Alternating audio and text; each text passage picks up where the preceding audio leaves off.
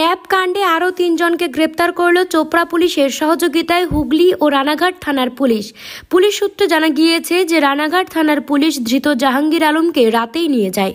ফারুক আলম ও গুলজার আলীকে হুগলি পুলিশ আজকে ইসলামপুর মহকুমা আদালতে তোলা হবে।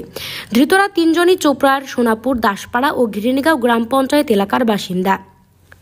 চোপড়া থেকে গোপাল সরকারের রিপোর্ট, উত্তরবঙ্গ টুডে 24।